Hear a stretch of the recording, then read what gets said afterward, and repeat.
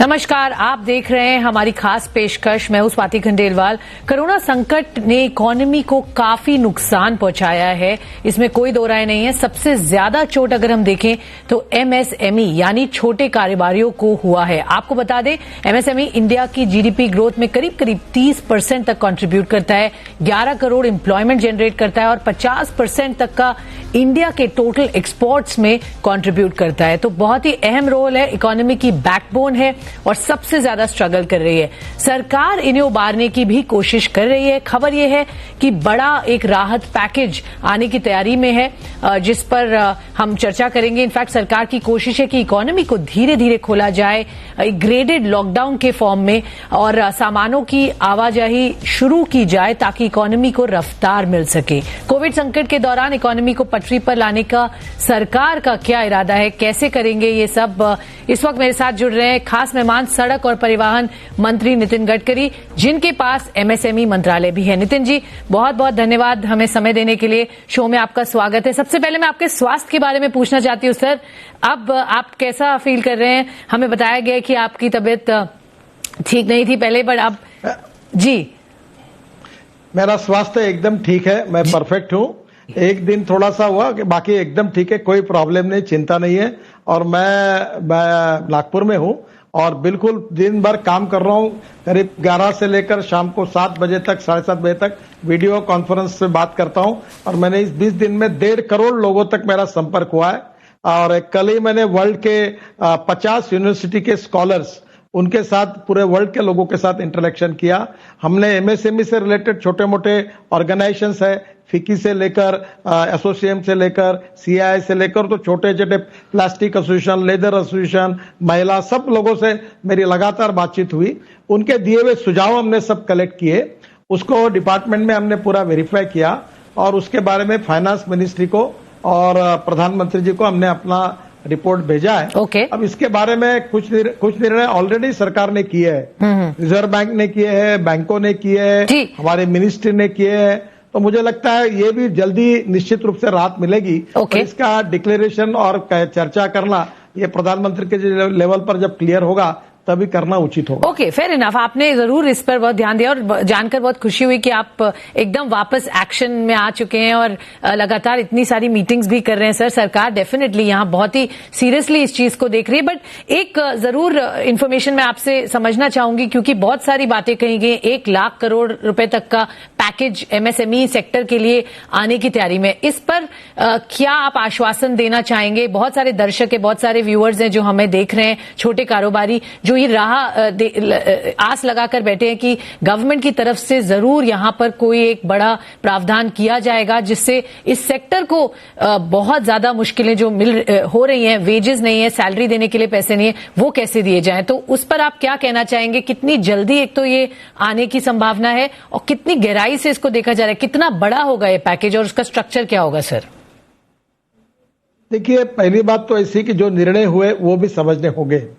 पहली बात, जो उद्योजक है उनके लिए हमने 20% वर्किंग कैपिटल बैंकों ने बढ़ा दिया, रिजर्व बैंक ने दे दिया है उसके ऊपर आदेश, और काफी जगह मिलना शुरू हो गया। दूसरी बात इंपॉर्टेंट है कि हाउसिंग से लेकर, कार से लेकर इंडस्ट्री तक जो लोन थे उसको 3 महीने का जो ईएमआई भरना था उसको एक्सटेंशन मिल गया। चौथी बात जो है, हमने ऑलरेडी, मैंने पार्लियामेंट में जवाब दिया था कि हमने 31 मार्च तक हमने करीब मुदत दी थी रिस्ट्रक्चर करने के लिए। 6 लाख एमएसएमई का रिस्ट्रक्चर हुआ है और अभी वो मुदत हमने 31 दिसंबर तक बढ़ाई। मुझे लगता है 25 लाख एमएसएमई का इसमें रिस्ट्रक्चर हो जाएगा। फिर फंड्स ऑफ फंड्स के लिए हमने फाइनेंस से अप्रूवल मिला है, कैबिनेट में जा रहा है 10,000 करोड़, ताकि जो भी एमएसएमई AAA रेटिंग की है, एक्सपोर्ट करती है, और वो अगर एक्सपोर्ट में अपनी इक्विटी अगर कैपिटल मार्केट में आती है तो 15% इक्विटी हम खरीदी करेंगे उनको सपोर्ट देने के लिए। फिर ये शेयर 4 साल में फिर 10 का 40 में होगा, वो बेच देंगे। फिर ऐसा ये रोलिंग फंड घूमता रहेगा। फिर हमने विशेष रूप से जो हमारे यहाँ इनकम टैक्स और जीएसटी के रिटर्न्स है उसके बारे में भी रिकमेंड किया है कि भाई इसका एक निश्चित कालावधि के साथ रिफंड होना चाहिए। और सबसे इंपॉर्टेंट चीज है कि एमएसएमई का पेमेंट गवर्नमेंट, बाद में government undertaking, state and central, और केंद्र सरकार के भी साथ बहुत जगह पर उनके मेजर इंडस्ट्री में पेमेंट रुके हुए हैं। तो ये पेमेंट के बारे में भी हमने एक स्कीम बनाकर, एक मैकेनिज्म बनाकर हमने भेजा है और ये सब बातों में हम लोग पूरी स्टडी कर रहे हैं। पर मैं आपको एक बात बताता हूं कि एक बात जरूर ये ही है कि हमारे ये जो कोरोना का संकट है केवल भारत पर नहीं है, विश्व पर है जी। पूरे दुनिया की आर्थिक व्यवस्था इसका सामना कर रही है। हमको पहले कोरोना की लड़ाई जीतनी है और बाद में इकोनॉमिक वॉर को भी लड़कर जीतना है। और इसलिए मैं आपको एक बात बताना चाहता हूं कि सभी एमएसएमई के साथ, उसके स्टेक होल्डर के साथ भारत सरकार, राज्य सरकारें पूरे ताकत के साथ खड़ी है। एक इसमें इंपॉर्टेंट यह है कि हम लोग निश्चित रूप से किसी को बंद नहीं होने देंगे, पर एक बात समझने की आवश्यकता है कि आज राज्य सरकार भी अड़चन में, उनको अगले महीने पगार देने के लिए पैसे की कमी है। भारत सरकार का भी रेवेन्यू ड्रॉप हुआ है। बैंकिंग सिस्टम भी बहुत चैलेंजेस से जा रही है। हमको सबको सर्वाइव करना है, सबको प्रोटेक्ट करना है और जो हमारे अड़चन में उनको पूरा सपोर्ट करके सबको आगे निकलना है। मैं आपको एक बात बताता हूं कि जापान के प्रधानमंत्री जी ने जो कहा उससे हमने कुछ सीखना चाहिए। उन्होंने ये कहा है कि चाइना में जो भी इन्वेस्टमेंट जापानी नागरिकों की है और जापानी लोगों के जहां इंडस्ट्री है वो चाइना में है, वो अगर चाइना के बाहर आना चाहते हैं तो हम लोग उनको एक बड़ा पैकेज उन्होंने जाहिर किया है। और मुझे लगता है ये हमारे यहाँ ब्लेसिंग इन डिस्गाइज है। पूरे विश्व के बड़े बड़े देशों के मन में अब चाइना से निकलने की बात हो रही है। मैं राजनीतिक विवादों में नहीं जाना चाहता। मैं आपको ये कहूंगा, चाइना ये सुपर इकोनॉमिक पावर बनने की प्रोसेस में है और उसका अल्टरनेटिव कॉम्पिटिटर इंडिया है। तो अब मुझे ये लगता है कि हमने हमारे यहाँ फॉरेन एफडीआई के लिए और इस प्रकार की टेक्नोलॉजी, इनोवेशन, रिसर्च, नॉलेज, ये जो स्किल्ड है, एक्सपीरियंस है, उसको हम नॉलेज कहते हैं और ये conversion of knowledge into wealth ये फ्यूचर है। बिल्कुल। तो इस समय अच्छे इंडस्ट्री का जॉइंट वेंचर हमारे एमएसएमई के साथ हो और उसके साथ हमारे यहाँ फॉरेन इन्वेस्टमेंट से इंडस्ट्री आए, उनके लिए राज्य सरकार और भारत सरकार मिलकर रेड कारपेट उनको ट्रीटमेंट दे, सब क्लियरेंसेस तुरंत दे और इस बहाने हमारा एक्सपोर्ट बढ़े और एक्सपोर्ट बढ़ने से हमारी इकोनॉमी मजबूत होगी, रोजगार का निर्माण होगा, गरीबी दूर होगी। इंपोर्ट कम करने के लिए हम नीति बनाए और इंपोर्ट कम होने के बाद एक्सपोर्ट बढ़ेगा तो हमारा ग्रोथ बढ़ेगा और ग्रोथ बढ़ेगा तो एम्प्लॉयमेंट पोटेंशियल बढ़ेगा। मैंने और एक अच्छी बात हमने की है कि इस बार एमएसएमई को हमने थोड़ा सा डिवाइड किया है, एग्रीकल्चर एमएसएमई और अदर हमारी ये एमएसएमई। तो अब ये हमारे 115 एस्पिरेंट डिस्ट्रिक्ट जिसमें एग्रीकल्चर, ट्राइबल और रूरल एरिया है और 115 एस्पिरेंट डिस्ट्रिक्ट है, इसमें हम ज्यादा कंसंट्रेशन करेंगे। हम बड़े बड़े हाईवे बना रहे और हम 2 गुना स्पीड बढ़ाने वाले हैं। 30 किलोमीटर तक आए, 2 गुना बढ़ा रहे। दिल्ली मुंबई एक्सप्रेस हाईवे बना रहे, 22 ग्रीन हाईवे बना रहे, 7 का हमने काम शुरू किया है। ये एक ही रोड 1 लाख करोड़ का है। इसके आजू बाजू में हम इंडस्ट्रियल क्लस्टर्स एनएचआई के तरफ से खड़े करने के बारे में हमने कैबिनेट की तरफ अपनी बात रखी है, अप्रूवल मिलने के बाद करेंगे। और इसमें लेदर का cluster, chemical cluster, plastic cluster और ये क्लस्टर हमने स्मार्ट सिटी, स्मार्ट विलेज बनाएंगे, एयरपोर्ट, रेलवे स्टेशन से और पोर्ट से जोड़ेंगे। और यहाँ जमीन का रेट बहुत कम है। अभी हमने ये हाईवे बनाते समय हमने पूरी लैंड लगभग एक्वायर्ड की है और इसमें 1 लाख करोड़ का हाईवे, इसमें 16,000 करोड़ हमने केवल लैंड एक्विजिशन पर बचा है। तो मुझे लगता है वहां 15 से 20 लाख रुपए एकड़ के अंदर जमीन मिलेगी और सब प्रकार का वाटर, पावर, ट्रांसपोर्ट, कम्युनिकेशन की फैसिलिटी होगी और वहां स्मार्ट सिटी और स्मार्ट शहर बनाएंगे। तो ये इकोनॉमिक कॉरिडोर और हमारे हाईवे में बड़ी इन्वेस्टमेंट होगी और इन्वेस्टमेंट का और वेल्थ का डिसेंट्रलाइजेशन होगा।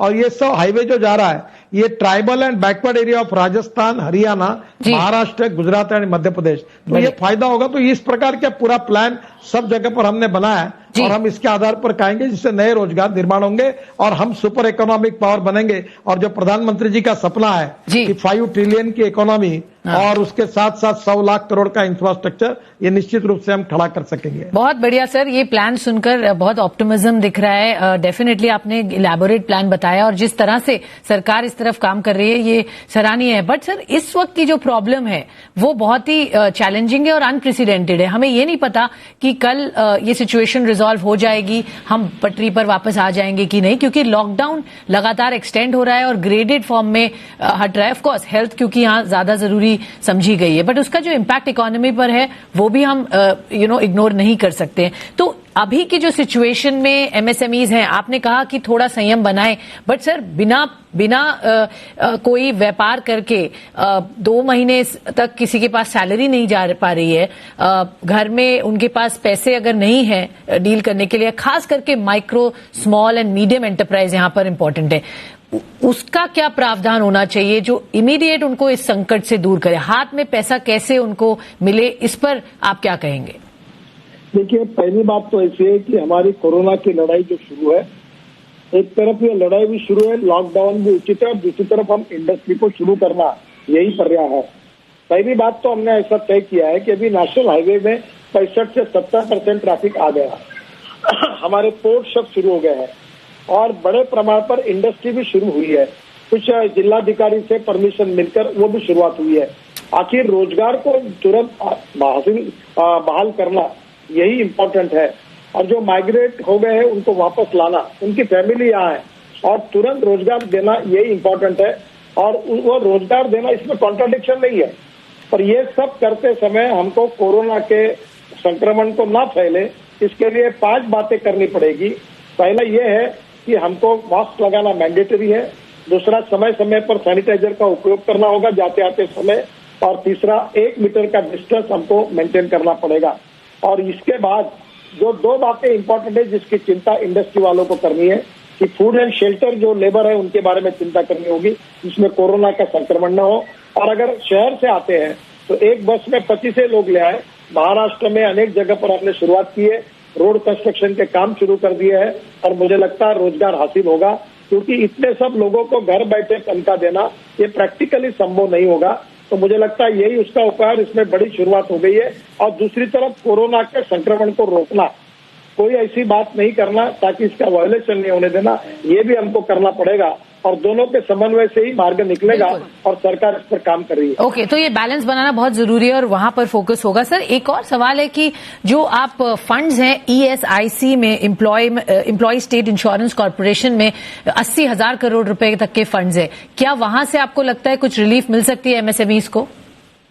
ये बहुत सी चर्चा में मुझे एमएसएमई के उद्योजकों ने, एसोसिएशन ने मुझे मांग की है, और इसके बारे में सोचकर 2 बातें हमने की है। पहली तो ऐसा है कि संतोष गंगवार जी से मैंने बात की कि वो 15,000 का जो सीलिंग डाला था उसका फायदा सबको नहीं मिल रहा, 80-90% लोग उससे बाहर है। तो मैंने उनको कहा कि इसको सुधारने की आवश्यकता है, ऐसी मांग उनके पास की, उन्होंने भी रिकमेंडेशन भेजा है।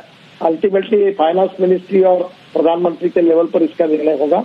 और दूसरी बात, इस फंड के बारे में भी हमारे कुछ सुझाव है, उसकी चर्चा मैं यहाँ करना उचित नहीं समझता, पर प्रधानमंत्री और वित्त मंत्री के पास इसके बारे में हमने कुछ सुझाव भेजे हैं, तो उन्हीं के लेवल पर इसका निर्णय होगा।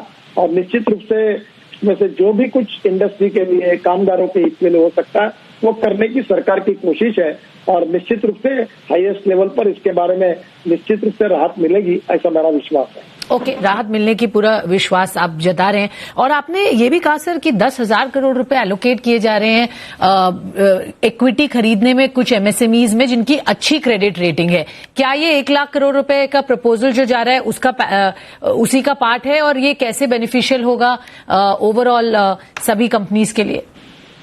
देखिए, आपको पता होगा कि रिजर्व बैंक ने सिन्हा साहब की अध्यक्षता में एक कमेटी अपॉइंट की थी जी, और सिन्हा कमेटी के रिपोर्ट में भी वो आया था फंड्स ऑफ फंड। अभी जैसे उदाहरण के लिए आपके मेजर इंडस्ट्री ने जो प्रगति की है उसका कारण कैपिटल मार्केट है। तो हमने ये तय किया कि जो एमएसएमई एक्सपोर्ट ओरिएंटेड है, जो AAA रेटिंग है, जिनका जीएसटी और बैंक टर्नओवर का रिकॉर्ड है, ऐसे लोग कैपिटल मार्केट में जाए बैंक के बजाय। और इसलिए जब वो जाएंगे तो वो अपने आज कैपिटल मार्केट में कॉमन लोग उनके शेयर खरीदी करेंगे। तो मैंने नेशनल स्टॉक एक्सचेंज में गया था, 7,000 करोड़ का उन्होंने किया था, वो हुआ सक्सेसफुली, और उसी से हमने ये हमारे यहाँ स्कीम लाई है। और ये 10,000 करोड़ में से जो भी जिस प्रकार से कैपिटल मार्केट जाएंगे, तो अगर वो 50 करोड़ खड़ा करना चाहते हैं तो 7.5 करोड़ की इक्विटी हम खरीदी करेंगे भारत सरकार की ओर से। फिर उनके शेयर की कीमत अगर 4 साल में अगर 60 रुपए हुई तो हम वो शेयर बेच देंगे, तो हमको जो 50 रुपए पर वो हमारे फंड में ऐड होगा। फिर नए का कैसा, ये रोलिंग फंड है, तो धीरे धीरे इसी फंड को हम 1 लाख करोड़ तक लेके जाएंगे। और धीरे धीरे हमारी सब अच्छी एमएसएमई, हमारी जो अच्छा काम कर रही है, एक्सपोर्ट ओरिएंटेड है, जिनका 3-4 साल का जीएसटी, इनकम टैक्स और बैंक का टर्नओवर अच्छा तरह है, इन लोगों को इससे इंकरेजमेंट मिलेगी, बैंक के ऊपर का प्रेशर कम होगा और इसको कारण हम लोग और आगे जा पाएंगे और उनका भी कैपिटल मार्केट जब भी चाहे वो फंड रेज कर पाएंगे। तो ये एक बहुत अच्छा होगा और इसलिए इस पर हमने काम शुरू किया है। हमारे फाइनेंस मिनिस्टर से उसको अप्रूवल दिया है, तो उसने सजेस्ट किया कि कैबिनेट में जाना पड़ेगा। तो कैबिनेट में जाने के बाद ये अगर सुविधा प्राप्त होगी तो इसका एक फायदा एमएसएमई को होगा। ओके, फायदा डेफिनेटली एमएसएमई को होगा। तो ये देखने की बात है कि यहाँ पर कब अप्रूवल्स आती हैं। दूसरी एक और समस्या है सर, ट्रक जो आपने बताया कि ट्रांसपोर्ट का काम शुरू हुआ है, 60 से 65% आप बोल रहे हैं कि शुरू हो गए हैं ट्रक्स की मूवमेंट। जो एसेंशियल आइटम्स लेकर नेशनल हाईवेज पर ट्रक्स जा रहे हैं, उनका ये कहना है कि अभी भी कुछ ट्रबल्स हैं जो वो फेस कर रहे हैं। इनफैक्ट उनके एसोसिएशन ने आपको चिट्ठी भी लिखी है। अगर हम बात करें पासेस बनने में या ड्राइवर इंश्योरेंस उपलब्ध कराने में, वहां कुछ तकलीफें आ रही हैं। कोई फाइनेंशियल रिफॉर्म्स ट्रांसपोर्ट सेक्टर के लिए हम उम्मीद कर सकते आएगा? देखिए, पहली बात तो ऐसी है कि आज ही मेरी करीब 4 घंटा देश के ट्रांसपोर्ट मंत्रियों के साथ बातचीत हुई जी। ये बात जरूर है कि कुछ जगह ऑब्स्टैकल्स है, कुछ जगह ट्रकों को रुकना पड़ता है और कहीं ढाबे नहीं है, कहीं तो उनके लिए पंचर की दुकानें बंद थी। तो स्टेट गवर्नमेंट में भी इसमें इंटरेस्ट लिया है। उन्होंने इस सब प्रॉब्लम को अभी एक हेल्पलाइन नंबर, आज ही मैंने डिपार्टमेंट को कहा है कि एक हेल्पलाइन नंबर पूरे देश में दो और स्टेट गवर्नमेंट का भी हेल्पलाइन नंबर होगा और ये जो ऑब्स्टैकल और बॉटलनेक्स है वो हम क्लियर करके देंगे और निश्चित रूप से ये 2-4-5 दिन में सब स्मूथ हो जाएगा और ट्रांसपोर्ट शुरू हो जाएगा। इसेंशियल कमोडिटी का तो ऑलरेडी शुरू है, पर ये जो प्रॉब्लम्स है ये भी क्लियर होकर ट्रक वाले स्मूथली जा पाएंगे और निश्चित रूप से इसकी शुरुआत होगी, ऐसा मेरा विश्वास है। ओके, तो आपने बात जरूर की है और इस पर काम हो रहा है, ये जानकर अच्छा लगा और इम्पोर्टेंट भी है लोगों को समझना कि सरकार इस पर ध्यान जरूर दे रही है और इसको एड्रेस भी करेगी। सर, एक और सवाल है, क्योंकि कई ग्लोबल एक्सपर्ट्स ये मानते हैं कि ये लॉकडाउन एक अच्छा वक्त है जो आपके स्टक प्रोजेक्ट्स हैं उनको खत्म करने का, उनको कंप्लीट करने का, जहां कुछ ट्रैफिक ना हो, एक सोशल डिस्टेंस मेंटेन करते हुए। क्या आपको लगता है एग्रेसिवली हमें रोड बिल्डिंग और प्रोजेक्ट्स कंप्लीट करने की तरफ बढ़ना चाहिए? आपने इंडस्ट्रियल कॉरिडोर्स के बारे में जरूर बात की, क्लस्टर्स की बात की, तो ये समय क्या आप उपयोग करेंगे इसका कि कुछ कंप्लीट हो प्रोजेक्ट्स जो स्टक हैं? देखिए, आपको जब पता होगा, जब इकोनॉमी में अड़चन आती है तो पहला पर्याय यही होता है कि इंफ्रास्ट्रक्चर में ज्यादा से ज्यादा कैपिटल इन्वेस्टमेंट लाके एक्सपेंडिचर करो जी। इससे परचेसिंग पावर बढ़ेगी, एम्प्लॉयमेंट पोटेंशियल बढ़ेगा और ग्रोथ बढ़ेगी। और इसलिए रोड में, रेलवे में, एविएशन में, शिपिंग, पोर्ट्स में, इनलैंड वाटरवेज में, पावर में बड़े प्रमाण पर इन्वेस्टमेंट लानी होगी और ये पब्लिक प्राइवेट इन्वेस्टमेंट के साथ सरकार को भी अपनी इसके ऊपर का बजट बढ़ाना होगा। और आज ही मेरी निर्मला जी के साथ भी वीडियो कॉन्फ्रेंस हुई एक विषय पर, तो मैंने उनको सुझाव दिया कि आप देश में मार्केट में लिक्विडिटी लानी है और लिक्विडिटी आए बिना एक्सेलरेशन नहीं मिलेगा इकोनॉमी को। और इसलिए स्वाभाविक रूप से हमारी कोशिश है कि बड़े प्रमाण पर काम करें। और जहां तक मेरा डिपार्टमेंट है, मैंने हमारे सभी अधिकारियों को भी टारगेट दिया है कि ये मार्च एंड तक हमने फिर से लगभग 30 किलोमीटर तक पहुंचे हैं और उतना टारगेट हमने पूरा किया है। पर आने वाले 2 साल के लिए हमारे रोड कंस्ट्रक्शन के टारगेट को हमको 2 गुना 3 गुना बढ़ाना होगा। अब उसमें प्रॉब्लम है फाइनेंशियल रिसोर्सेज का, तो ये नहीं चाहिए AAA रेटिंग है, तो वर्ल्ड में से आप वॉर फुटिंग पर insurance fund, pension fund, world bank, ADB, इन सब लोगों को टैप करके, और हमारा टोल का इनकम 40,000 करोड़ है, तो हम ये कोशिश करेंगे कि 5 साल में ये 1 लाख करोड़ होगा। और भारत माला में हम बड़े बड़े प्रोजेक्ट कर रहे हैं और आपको पता है कि मैं बड़ी बातें करता हूं, पर जितनी बातें मैंने की थी वो पिछले 5 साल में पूरी करके हमने दिखाई है। तो नम्रतापूर्वक कहूंगा कि ये चैलेंज बड़ा है, पर हम इस प्रकार से काम करेंगे। इसके अलावा 2000 बस पोर्ट बनाने का प्लान हम कर रहे हैं, तो इसमें रोजगार निर्माण होगा, ये वायबल है, इसमें पब्लिक प्राइवेट इन्वेस्टमेंट आएगी। फिर हम 2 मल्टी मॉडल हब बना रहे हैं, एक वाराणसी में और एक नागपुर में। और तीसरी इंपॉर्टेंट चीज ऐसी है कि road side amenities, petrol pump, restaurant, hotels, malls, दुकानें, इसके बारे में 2000 सेंटर खोल रहे हैं। और इसके साथ साथ हिल एरिया के लिए अभी हमने ये कहा है कि हम लोग रोप वे, केबल कार, खानाकुलर रेलवे बनाएंगे, तो इसके बारे में भी हमने टेक्नोलॉजी का टाई अप किया है। और ये काम हमारे मिनिस्ट्री के अंडर करने के लिए हमने अनुमति मांगी है। अगर ये मिलेगी तो जो पहाड़ी क्षेत्र है, अरुणाचल, मेघालय, त्रिपुरा, उत्तराखंड, हिमाचल, कश्मीर, तो हिल प्रदेश में हम लोग ये भी पब्लिक ट्रांसपोर्ट और इलेक्ट्रिसिटी ये करेंगे। हम ई हाईवे भी बना रहे हैं और मुझे बताते हुए खुशी हो रही है कि देश का इंपोर्ट कम करने के लिए 5-6 साल से हमने जो कोशिश की कि हम फ्यूल को चेंज करेंगे, ethanol, methanol, biodiesel, bio CNG, electric लाएंगे। अब उसकी सक्सेस स्टोरी सामने आ रही है। इलेक्ट्रिक बाइक आई, इलेक्ट्रिक बसेस आई, इलेक्ट्रिक टैक्सीज आई और इलेक्ट्रिक हमारे देश में जनरेट होती है। Import substitute, cost effective, pollution free और इंडिजिनियस। अब हवाई जहाज भी बायो एविएशन के फ्यूल पर चलाने के हमने प्रयोग सक्सेसफुल हुआ है। तो मुझे लगता है आने वाले समय में 7 लाख करोड़ का इंपोर्ट कम होगा, इसमें से पोल्यूशन कम होगा। देखो अचानक ये सब लॉकडाउन हुआ तो हमारे रोड के ऊपर शहरों का पोल्यूशन एकदम कम हो गया। अभी हमारे चेन्नई जो तमिलनाडु सरकार है, उन्होंने लॉकडाउन आने के पहले ही वर्ल्ड बैंक के सहयोग से 25% मौतें और एक्सीडेंट कम किए। अब पूरे देश में अभी एक्सीडेंट एकदम कम हुए, मरने वालों की संख्या कम हो गई। यही हमको आगे एनवायरमेंट के हिसाब से पोल्यूशन कम करना है और रोड एक्सीडेंट में जिनका मृत्यु होता है वो संख्या भी कम करना है। और दूसरी ओर ये इंफ्रास्ट्रक्चर का काम 2 गुना 3 गुना स्पीड से उतना बढ़ाकर हमको 2 साल में आगे करना होगा। तो इकोनॉमी में लिक्विडिटी आएगी और लिक्विडिटी आएगी तो रोजगार निर्माण होगा, गरीबी दूर होगी और इसमें से एग्रीकल्चर, ट्राइबल और रूरल, इस पर हम ज्यादा कॉन्सेंट्रेट करेंगे। पब्लिक प्राइवेट इन्वेस्टमेंट को इनकरेज करेंगे और उनके सहयोग से ये डेवलपमेंट करेंगे। तो पीपीपी मॉडल पर ये इन्वेस्टमेंट करेंगे। बट सर एक सवाल है, क्योंकि हाईवे डेवलपर्स से हम बात कर रहे हैं तो उनका ये कहना है कि सीमेंट प्राइसेस लगातार बढ़ रहे हैं और वो एक तरह के वापस कार्टलाइजेशन का माहौल दिख रहा है। उस पर आपका क्या कहना है? क्या ये समस्या आप तक पहुंची है और उस पर आप क्या एक्शन लेंगे? देखिए, मुझे बताते हुए बड़ा दुख और दर्द हो रहा है। मैं हार्ड शब्दों का उपयोग नहीं करता हूं, पर ये सीमेंट वालों का ये कार्टेल, ये बहुत दिनों के बाद मैं इसका क्रिटिकल रहा हूं। मुझे कोई लगता है उन्हें रीजनेबल नफा लेना चाहिए। ना पावर की कॉस्ट बढ़ी, ना रॉ मटेरियल की कॉस्ट बढ़ी, ना लेबर की कॉस्ट बढ़ी, पर मौके का फायदा लेकर रेट बढ़ाने का ये जो कार्टेल चल रहा है, ये बहुत देश के लिए खतरनाक है। अगर ये इंडस्ट्री अगर लाइन पर नहीं आएगी तो इस समय बोलने का वक्त नहीं है। पर इस इंडस्ट्री को अगर इस प्रकार का ही चलता रहेगा तो सरकार को कठोर कार्रवाई करनी पड़ेगी। ये इन्होंने कार्टेल करने वालों ने याद रखना चाहिए। और अगर कोई भी भाव बढ़ाना है तो उनको, अगर पावर के रेट बढ़े, रॉ मटेरियल की रॉयल्टी बढ़ी, रेट बढ़े, लेबर कॉस्ट बढ़ी, तो मैं समझ सकता हूँ। पर ये इसी प्रकार से मार्केट में लगातार जो खेल रहे हैं, ये दुर्भाग्यपूर्ण है।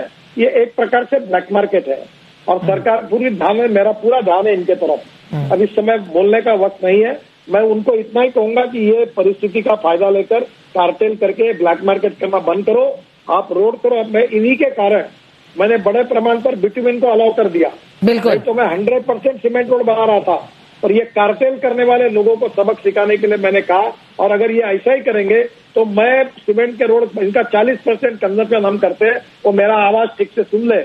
अगर वो इसी रोड पर जाते रहेंगे तो इसके बाद मैं बिटुमिन रोड बनाऊंगा, मैं सीमेंट रोड को ड्रॉप कर दूंगा। अरे वाह, ये ठीक बात नहीं है। ये अच्छी, उन्होंने जरूर इससे सीखना चाहिए। ये ब्लैक मार्केटिंग वो बंद करे, यही मेरी उनसे नम्रतापूर्वक अनुरोध है। इस समय ज्यादा कड़ाई करने का समय नहीं है। मैं अभी तो कुछ करूंगा नहीं, पर ये बात मेरे ध्यान में मैंने रखी है बिल्कुल, और जब कभी आएगी तो इसका जरूर विचार करें। बिल्कुल, तो ये एक बहुत इंपॉर्टेंट वार्निंग जो आप दे रहे हैं, और ये बहुत जरूरी भी है कि ये समय अगर सीमेंट मैन्युफैक्चरर्स को देखना चाहिए, समझना चाहिए कि इस समय का और मौके का फायदा ना उठाकर यहाँ ब्लैक मार्केटिंग, जो सर ने भी बोला, एक प्रकार की यहाँ देखने को मिल रही है, और अगर ऐसा कर रहे हैं तो वो ना करें, ये एक अपील की गई है। सर, एक आखिरी सवाल आपसे ऑटो सेक्टर से मैं जुड़े हुए जानना चाहती हूँ, क्योंकि बहुत उम्मीद है स्क्रैपेज पॉलिसी जो बहुत टाइम से इन द वर्क्स थी, नीति आयोग ने भी उस पर अपने व्यूज दिए, सब मिनिस्ट्रीज ने व्यूज दिए, इस वक्त उसकी क्या स्थिति है? क्या आपको लगता है अब ये तैयार है और वापस आ सकती है? ऑटो सेक्टर के लिए खास करके एक और अभी प्रॉब्लम यही है, ऑब्वियसली लॉकडाउन की वजह से वहां पर भी इम्पैक्ट हुआ है बेहद सेल्स पर। तो आपका क्या कहना है? एक तो स्क्रैपेज पॉलिसी की टाइमलाइन अगर आप हमें बताएं, और ऑटो सेक्टर के लिए क्या करना चाहिए जो इस विपदा से वो आगे निकले। देखो, पहली बात तो ऐसी है कि मेरा विश्वास है कि 5 साल के अंदर ऑटोमोबाइल मैन्युफैक्चरिंग का इंडिया नंबर 1 का हब बनेगा। वर्ल्ड के सब ब्रांड का मैन्युफैक्चरिंग इंडिया में हो रहा है। और अभी इथेनॉल, विथेनॉल, बायोडीजल, सीएनजी और इलेक्ट्रिक पर भी व्हीकल बन रहे हैं। नई नई टेक्नोलॉजी आ रही है और हमारा करीब 4.5 लाख करोड़ की ये इंडस्ट्री है और सबसे ज्यादा एम्प्लॉयमेंट पोटेंशियल इन्होंने दिया है और हमारे लोग एक्सपोर्ट भी बड़े अच्छे तरीके से कर रहे हैं।